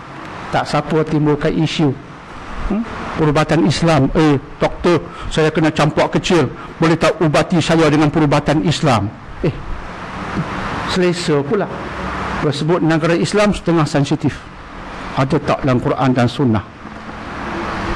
Islam tu ada. Dan dalam surah Al-Baqarah Allah sebut, ya ayyuhalladzina amanu dukhulu fis silmi kaffah. Ini ayat besar dalam Quran dari surah Al-Baqarah. Apa maksudnya? Ini ayat besar ni. Tema dia besar. Wahai mereka yang beriman, udkhulu fis silmi. Silmi itu Islam, salama, daripada root yang sama, salama, Islam, silmi, maksudnya Islam. Masuklah fis silmi, iaitu masuklah ke dalam Islam kaffah. Cara sebutnya kaffah. Apa dia kaffah? Bukan Kaabah. Bukan Kaabah. Kaafah maksudnya total. Total. Completely. Comprehensive. Semua. Al-Baqarah. Jika tuan-tuan perempuan dah baca buku Dr. Daniel yang Kedil, Minda Muslim Super, tengok dalam bab Islam tu syumul. Saya ambil ayat tu dan tafsir ulama. Apa ulama muktabar kata tentang ayat tu, tafsirannya telah saya sebutkan tadi. Maksudnya Allah mahu kita laksanakan Islam kafah, completely. Bukan tebuk sana, tebuk sini. Jadi sesetengah mengatakan itu konsep negara Islam.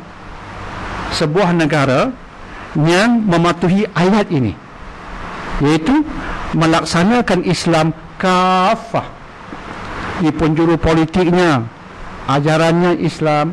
Di penjuru ekonominya, Islam. Di penjuru sosialnya, Islam. Di penjuru kemasyarakatannya, Islam. Hubungan masyarakat majmuknya, landasannya Islam. Kekeluargaannya Islam. Persekolahannya Islam. Hiburannya Islam. Sokannya, tunjangnya Islam. Semua Islam. Ayatnya saya bacakan tadi. Dan jika tak sebut negara Islam pun tak apa. Apa?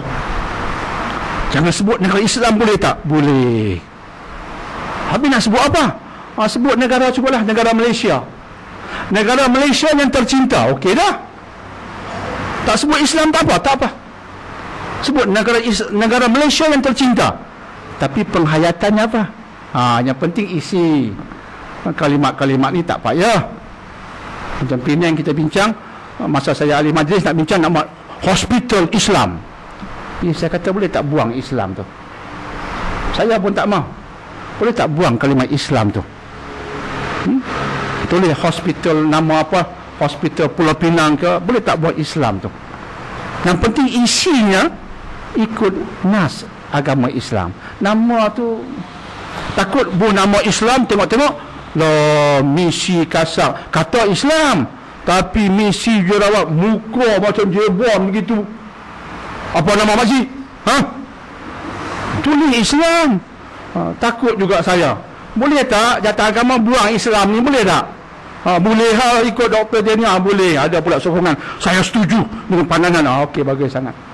Yang penting isi. Di negara Islam, bila sebut negara Islam, boleh tak sensitif isu? Boleh. Boleh. Tapi yang penting hidupnya itu berdasarkan agama. Dan Allah kata agama itu bukan serpih-serpih, kafah. Ini cabaran. nak hayati Islam sepenuhnya cabaran, insya-Allah. Jadi ada setengah dia bincang takat hudud saja.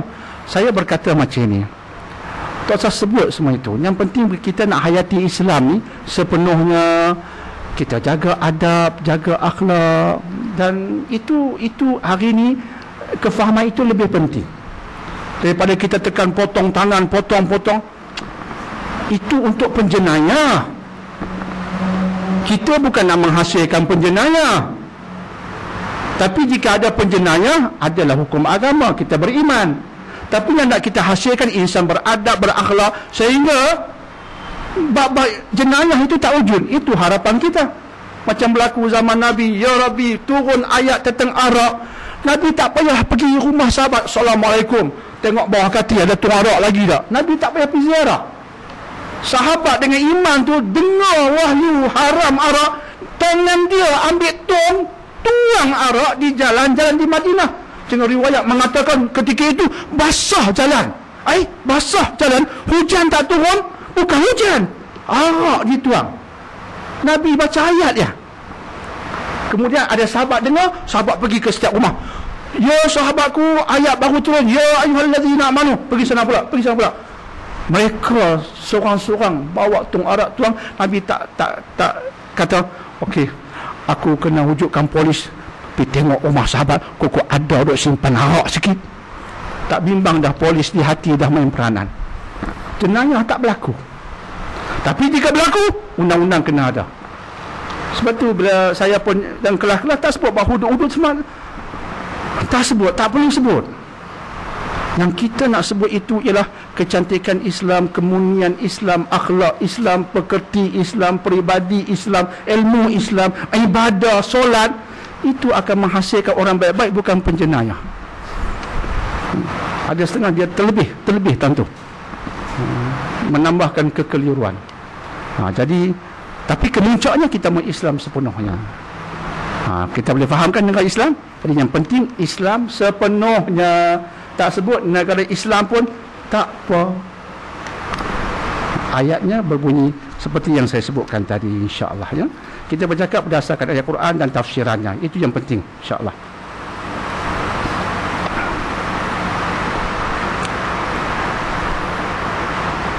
Bolehkah kita sebut tentang peribadi orang itu dan ini? Hati-hati. Biasa kita disebut hati-hati di jalan raya. Yang lebih penting, hati-hati di jalan kehidupan. Jalan raya hati-hati juga. 110, jangan pergi hantam 140. Mentang-mentanglah pakai Mercedes. 110, doktor rasa macam tak naik kereta. Elok. Rasa buat nanya kat Mercedes. Ada kawan saya beli Mercedes, potong saya. Saya pakai cruise kan, tak 110, kaki unjuk ayah 110, duduk 110 lah, potong. Brother, ni kurang-kurang saya kata dia 140. Jumpa kemudian, amboi, speed sungguh lah Mercedes 110, rasa tak naik kereta dia. Jadi hati-hati di jalan raya, betul. Tapi lebih besar hati-hati di jalan kehidupan. Itu lebih kena hati-hati. Sebab itu nak kata bab orang, hati-hatilah. Sebab itu surah Al-Hujurat begitu penting untuk kita. Jangan mengumpat, jangan sangka buruk, jangan cerita aib orang. Itu hati-hati. Hati-hati. Kita bila kita belajar tafsir kan, kalau kita dengar ceramah kan, ceramah cerita aib orang kan, Allahu alam, tuan-tuan perempuan pun akan terasa, saya yakin. Kita rasa hati itu macam gelap. Ada cloud. Dia panggil ada fog kan? The foggy mind. Rasa macam tertutup hati. Kalau dengar duk maki orang tu, maki orang ni, kita terasa hati itu macam ada tutupan. Kena lari. Saya dengar ceramah macam tu, tiba-tiba terasa macam ada satu lapis tutup hati saya. Terus a'udzubillahi minasyaitonirrajim, nak kata terus saya lari. Saya tahu ini bahaya. Dia tutup dah. Kita tak rasa. Sebab tu kena hati-hati sungguh. Hati-hati sungguh. Jadi elak daripada menceritakan tentang orang lain.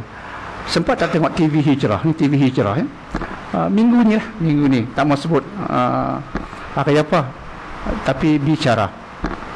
Ada belah malam dijemput dua tokoh, yang saya nak cerita ni dua tokoh dalam sesi bicara dengan brother Amin, motivator tu. Dia pun kebetulan penulis PTS ya, penulis buku PTS. Dia panggil dua orang. Seorang wakil daripada salah satu akhbar terkemuka di Malaysia. Seorang itu anak muda, blogger, umur 30-an, muda lagi. Seorang ni tak mau sebut nama, akhbar dia pun tak mau sebut, tapi kalau tengok memang disebutlah. Dia daripada akhbar terkemuka di Malaysia. Lagi seorang anak muda, blogger. Dia banyak tulis di blog, terkenal. Jadi bila kita lihat membicarakan tentang isu pilihan raya lah, dengan blog-blog di Facebook sebagainya, bila kita dengar anak muda ni bercakap, kita terasa di hati kita, budak ni kan dapat tarbiyah. Kita terasa di hati kita, kita senyum, suka tengok dia. Kita tahu budak ni dididik dengan pendidikan agama yang tulen. Kita terasa. Tapi bila dengar wakil akhbar tu bercakap, itu rasa selaput masuk hati. Hantam si A, Michael ni namakan pula si ni, apa dia buat sebut nama. Rasa hati ni Allah tak tentram. Tapi bila budak tu bercakap, dia mengalahkan orang tua tu. Sebab itu kadang-kala bila orang kata anak muda ni teruk, kadang-kala anak muda lebih matang dari orang tua. Dia cakap berakhlak, macam tuan sebutkan tadi, dia hormat. Tapi kita tahu dia tak setuju. Dia hormat. Dan dia kata, saya ni sebenarnya akhbar tuan pun saya baca juga, tapi akhbar lain pun saya baca juga, dan saya menilai yang hamba Allah tu suruh baca akhbar dia sajalah, kamilah pembawa kebenaran. Tapi budak ni kata, dah akhbar tuan saya baca, bagus, tapi yang lain, musuh tuan pun saya baca juga, sebab kami anak muda nak menilai semua penjuru. Budak ni saya kata dapat pendidikan yang bagus. Harapan Malaysia cerah dengan anak muda macam ni. Yang tua tu dia kira dia saja betul. Nampak? Sebut nama pula, nama dah hentam peribadi. Budak tu senyum, tak ikut rentak orang tua di sebelahnya. Di TV Al-Hijrah, semuanya di sini. Tapi bila yang bercakap tu tak mula di sini, dia kacau. TV bermula di sini, yang tukang bicara tu tak bermula di sini. Dia kacau. Jadi saya hormat anak muda tu, walaupun dia muda dari saya, daripada wakil akhbar itu, tapi dia cakap dengan nas. Ayat Quran ini ada setengah dia boleh bahasa Arab, ada setengah dia tak mampu berbahasa Arab, dia pergi terjemahan saja. Tak apa. Tapi yang jelas anak muda itu apa-apa dia sebut, dia nak lapik dengan ayat.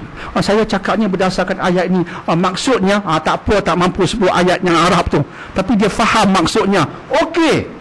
Yang situ tu tak ada langsung ayat Quran. Dia kira hantam peribadi, musim politik. Subhanallah, subhanallah.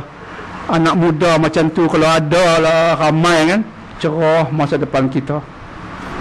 Cerah masa depan Malaysia, insya-Allah. Jadi itu jawapan saya.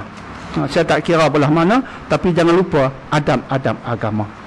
Itu kena kita bawa. Sebab itu piawaian Islam, tak kira parti mana pun tak apa, tapi bawa piawaian yang Islam mau. Kena bawa. Jadi itu yang saya nak tengoklah, insya-Allah. Alhamdulillah. Tuan-tuan perempuan minggu depan cuti ya. Alhamdulillah, syukur pada Allah. Terima kasih doktor. Nak dengar dah benda ni. 5 Mei ada sebahagian akan balik kampung Kok Diang, akan balik setengahnya ke KL. Jadi terima kasih menghadiri kelas, dan kita cuti 5 Mei. 12 Mei kita sambung.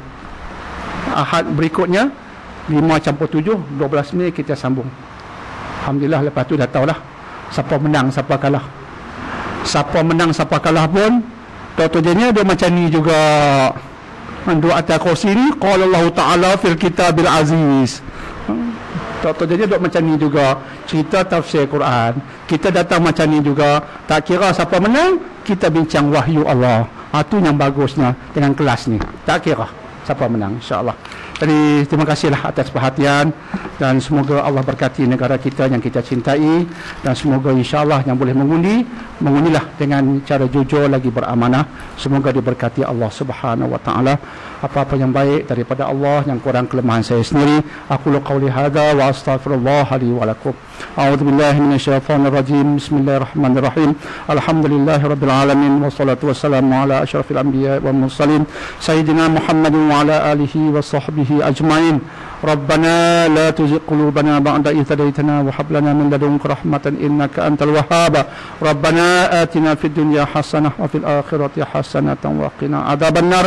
Wa sallallahu ala sayyidina Muhammadin wa ala alihi wa sahbihi wa sallam. Walhamdulillahi rabbil alamin. Subhanakallahumma bihamdik asyhadu an la ilaha illa anta astaghfiruka wa atubu ilaik. Subhanakallahumma bihamdik asyhadu an la ilaha illa anta astaghfiruka wa atubu ilaik. Subhanakallahumma bihamdik asyhadu an la ilaha illa anta astaghfiruka wa atubu ilaik. Bismillahirrahmanirrahim. Wal 'asr innal insana lafi khusr illa alladhina amanu wa 'amilus solihat wa tawasaw bil haqqi wa tawasaw bis sabr.